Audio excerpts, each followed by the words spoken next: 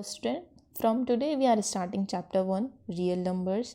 इसका इंट्रोडक्शन पढ़ेंगे। तो क्लास 9 में आप पढ़ के आए हो कि रियल नंबर्स और इनकाउंटेबल रैशनल नंबर्स क्या होते हैं, और जो रैशनल नंबर्स होते हैं वो टर्मिनेटेड या नॉन टर्मिनेटेड रिक्वायरिंग होते हैं। ठीक है, तो बेसिकली वो सब आपने लास्ट क्लास में पढ़ा है। इस क्लास में आपको पढ़ना है रियल नंबर्स पर बेस्ड दो थ्योरम्स। फर्स्ट है Euclid division algorithm, the second one is the fundamental theorem of arithmetic. इन दोनों के बारे में ये पूरा चैप्टर है। ठीक है, फिर है यूक्लिड डिवीज़न एल्गोरिथम। इन दोनों के बारे में थोड़ा थोड़ा सा इंट्रो पढ़ लेते हैं कि इन थ्योरम में बेसिकली किस पे बनी हुई हैं और इनसे हमें क्या फाइंड आउट होता है। तो यूक्लिड डिवीज़न एल्गोरिथम जो है, जैसे नाम से पता चल रहा है डिवीज़न आ रहा है, तो ये डिविजिबिलिटी पर बेस्ड थ्योरम है कि इंटीजर की डिविजिबिलिटी हमें चेक करनी है, तो उस पर बेस्ड है। फिर जो कोई पॉजिटिव इंटीजर हम मान लें ए और बी पॉजिटिव इंटीजर है, मैंने ए का डिवाइड लगाया बी में, फिर मुझे रिमाइंडर मिलेगा और क्वेश्चन मिलेगा। जैसे मैं पता है कि रिमाइंडर या क्वेश्चन कुछ ना कुछ हमें मिलता है। ठीक है, बट डिवीज़न तो हम नॉर्मल छोटी क्लास में भी करते थे, यहाँ पर हम इस थ्योरम का यूज़ क्यों कर रहे हैं? तो यहाँ पर हम इस थ्योरम का यूज़ HCF फाइंड करने के लिए कर रहे हैं।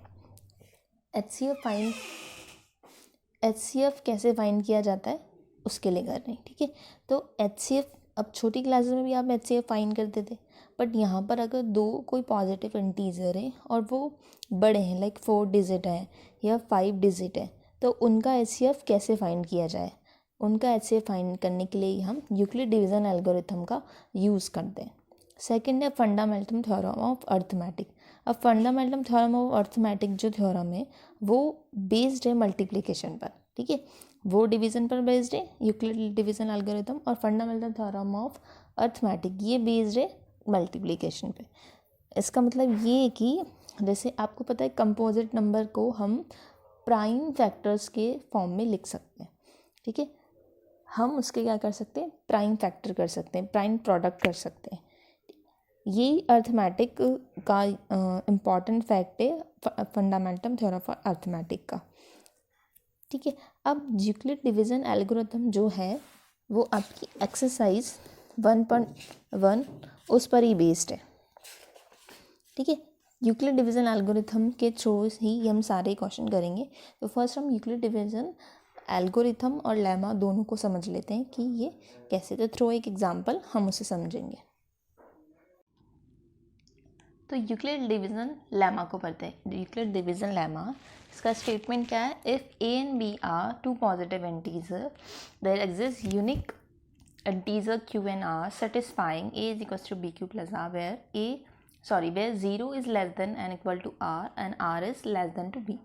इसका मतलब क्या है कि अगर कोई ए और बी आपने दो पॉजिटिव इंटीजर ले लिया तो डेफिनेटली यूनिक मतलब वो सिंगल होंगे, उनके अलावा कोई और आपको क्यू और आर नहीं मिलेंगे। वही क्यू और आर मिलेंगे जो क्या करेंगे, इस स्टेटमेंट को A equals to B Q plus R को सेटिस्फाई करेंगे।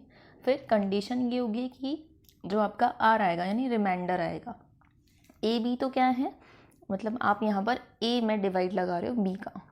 ठीक है, यहाँ पर क्यू आपको क्वेश्चन मिल रहा है और आर क्या मिल रहा है, रिमाइंडर मिल रहा है। ठीक है, तो ये डिवीज़न लेमा यानी डिवीज़न पर बेस्ड है। ठीक है, तो इस स्टेटमेंट को वो सेटिस्फाई करेंगे और इसको भी, जहाँ पर आर जो होगा हमेशा आपका 0 के इक्वल होगा। यानी आपने जब देखा है आप डिवाइड लगाते हो तो आर रिमाइंडर 0 भी आ जाता है। ठीक है, और कभी कभी रिमाइंडर बच जाता है, तो वो रिमाइंडर हमेशा क्या होगा, बी से छोटा होगा, 0 के इक्वल होगा और 0 से बड़ा होगा। ठीक है, इस साइड है मतलब 0 से बड़ा होगा। ठीक है, फिर तो आप डिवाइड लगा के देखिए। फॉर एग्जांपल हमने डिवाइड लगाया, छोटा सा एग्जांपल ले लेते, 11 और 2 का। आपने 11 में डिवाइड लगाया 2 का, कितनी बार जाएगा, 5 टाइम। 2 5 जा 10 और ये रिमाइंडर बचेगा 1। ठीक है, अब मैं इसको इस फॉर्मेट में लिख देती हूँ कि ए इज इक्वल्स टू, ए क्या है, ए 11 है। ठीक है, 11 इज इक्वल्स टू, और फिर आपका बी क्या है, 2, ये 2 इन 2 क्यू क्या है, 5 प्लस रिमाइंडर क्या आया, 1। ठीक है, इस चीज़ को ये सेटिस्फाई करा। अब इसकी वैल्यू देखिए, 2 × 5 10 + 1 11 आया, इधर भी 11 है, ये सेटिस्फाई करा। वेयर आर आपका रिमाइंडर क्या है, 1, जो क्या है 0 से तो बड़ा है। ठीक है, 0 से तो बड़ा है, पर आपका b क्या है, b की वैल्यू क्या है 2, इस 2 से छोटा है, तभी तो आप आगे डिवाइड नहीं लगा पाते। इसलिए रिमाइंडर क्या होगा, इस चीज़ को सेटिस्फाई करेगा ये रिमाइंडर के लिए कि r हमेशा क्या होगा, 0 से बड़ा भी हो सकता है।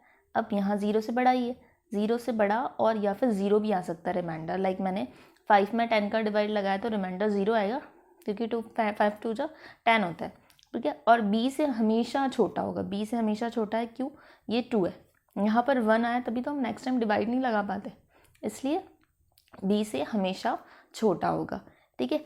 अब ये तो लेमा है कि ये जो स्टेटमेंट है उसको हमने प्रूव करके बताया। अब जो एल्गोरिथम है, यूक्लिड डिवीजन एल्गोरिथम, उसको एक एग्जांपल के थ्रू समझते हैं।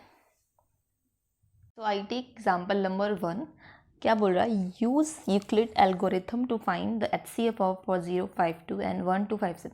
जैसे मैंने स्टार्टिंग में बताया था, जो एल्गोरिथम है वो हम इसलिए यूज़ कर रहे हैं HCF फाइंड करने के लिए।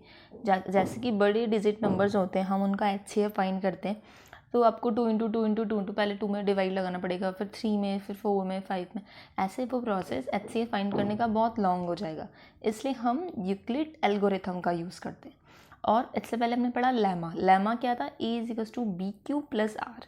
तो वो जो लेमा है a is equals to B Q plus r, जो डिवाइड करके हमने बनाई थी, वो एल्गोरिथम में हेल्प करेगी, यानी क्वेश्चन में हेल्प करेगी।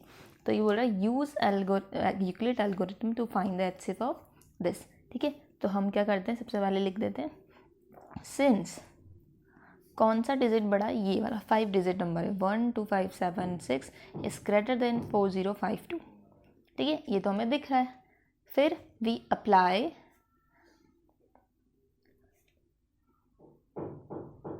Euclid's lemma to 1 2 5 7 6 and 405। हम क्या करेंगे, यूक्लिड लेमा अप्लाई करेंगे। लेमा क्या था, a is equals to B Q plus r, ये हम अप्लाई करेंगे।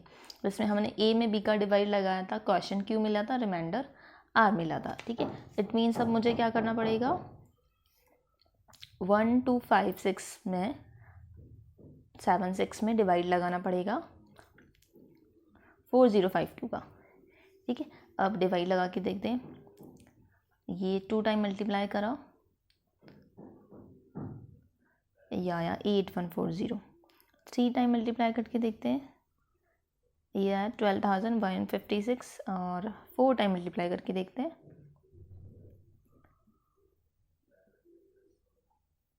16,000। ये बड़ा आ गया तो 3 टाइम्स आएगा, ये 3 टाइम्स गया 12156, ठीक है। क्वेश्चन रिमाइंडर क्या बचेगा, 0 2 4 420 बचेगा, ठीक है। अब इस फॉर्मेट में मुझे ये लिखना है कि ये क्या है, a, ये b, ये q and this one is r। तो इसकी फॉर्मेट में मैं लिख दूँ, वी गेट, हमें क्या मिलेगा, 1 2 5 7 6 is equals to b 4052 into 3 यानी q प्लस रिमाइंडर यानी 420, ठीक है। ये आपका, अब ये प्रोसेस आपको तब तक करना है जब तक कि आपका ये रिमाइंडर है 0 नहीं आ जाता। करना क्या है, सेकंड स्टेप, ये तो स्टेप फर्स्ट हो गई, स्टेप फर्स्ट। अब स्टेप 2, सेकंड स्टेप में क्या करेंगे हम, since the remainder 420 is not equal to 0, non zero आया, we apply the division lemma to 4052 and 40, इस पर और इस पर अब अप्लाई करेंगे, ठीक है।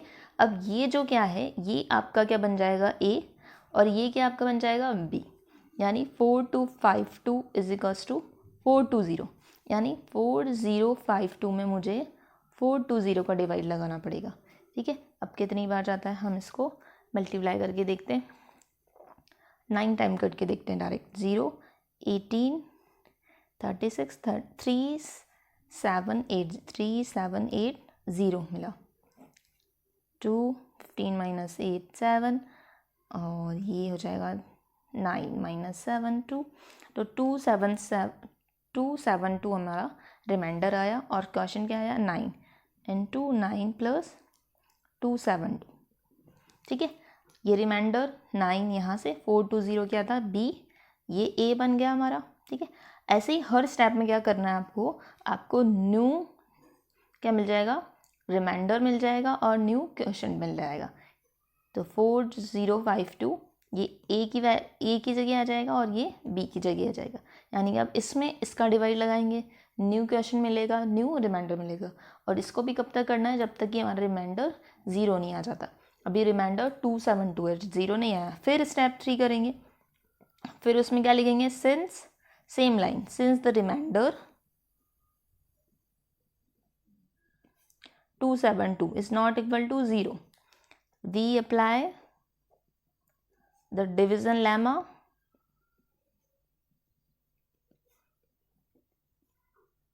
टू। अब किस पर अप्लाई करेंगे, इन दोनों पर, यानी 420 एंड 272।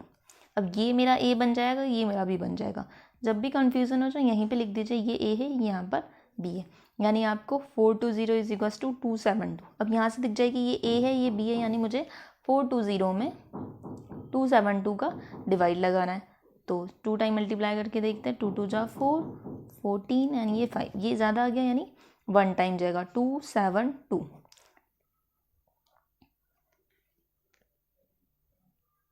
ये आया 148, रिमाइंडर क्या आया 14, डिवाइड कितनी बार गया, क्वेश्चन क्या आया 1, 148, ठीक है। अब वापस देखा रिमाइंडर हमारा नॉन ज़ीरो है, ज़ीरो के इक्वल नहीं है। Step in, since the reminder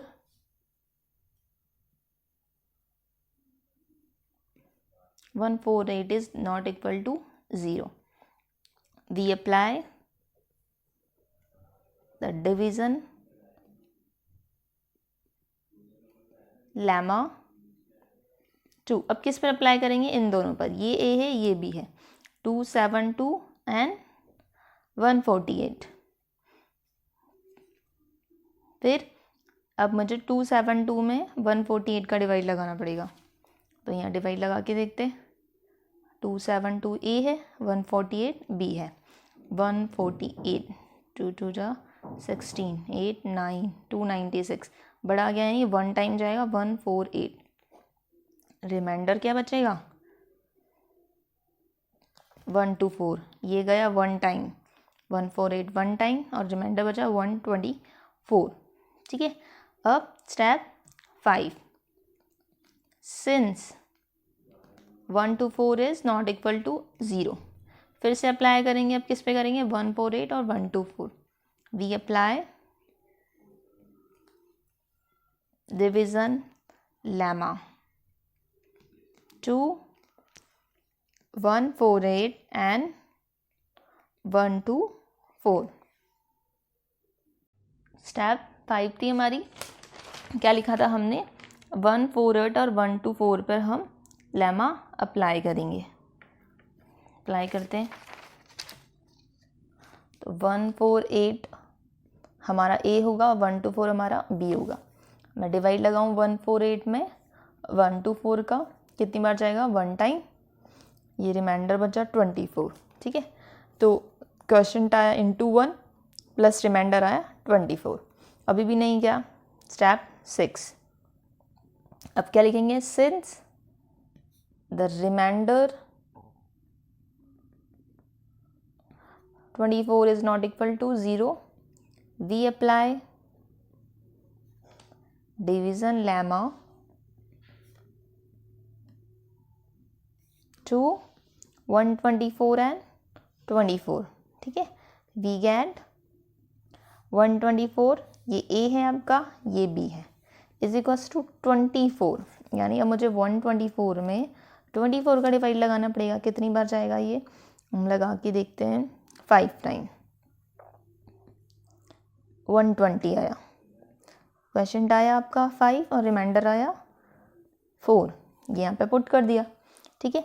फिर रिमाइंडर 0 नहीं आया, तो स्टेप, मतलब जब तक आपका रिमाइंडर 0 नहीं आता तब तक आपको ये स्टेप करनी है। कोई हार्ड वर्क नहीं है, बहुत सिंपल वर्क है। बस ये ध्यान रखिए, ये ए है, ये बी है, ये क्यू है, ये आर है, इनकी पोजीशन फिक्स है। और जब भी आपका रिमाइंडर 0 नहीं आता, यहाँ लिख दीजिए ये ए है, ये बी है। इट मीन्स ये मुझे यहाँ आगे लिखना पड़ेगा, ये मुझे यहाँ लिखना पड़ेगा। फिर आपको समझ आ जाएगा कि इसमें मुझे इसका डिवाइड लगाना है, तो मुझे क्यू और आर मिलेगा, यानी क्यू को तो क्वेश्चन मल्टीप्लाई होगा बी से, बी क्यू प्लस आर, और आर प्लस हो जाएगा। स्टेप 7 लिखेंगे, सिंस द रिमाइंडर, ये लास्ट स्टेप होने वाली, remainder 4 is not equal to 0, we apply division lemma to 24 and 4। 24 is equals to 4। अब 24 में 4 का डिवाइड लगाओ, कितनी बार जाता है, 6 टाइम। रिमाइंडर आ गया 0, ठीक है, रिमाइंडर 0 आ गया। अब the remainder has now become 0।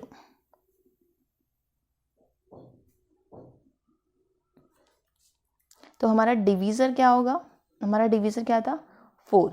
जो डिवीज़र होता है वही क्या होता है आपका HCF। तो हम लिखेंगे सिंस द डिवीज़र, ये डिवीज़र होता है, since the divisor at this stage is 0 is 4, the HCF of 12576 and 4052 is 4। मतलब जो लास्ट स्टेप आपके जहाँ पर रिमाइंडर 0 आता है, उस स्टेप का जो डिवीज़र होता है वही क्या होता है, HCF होता है आपका।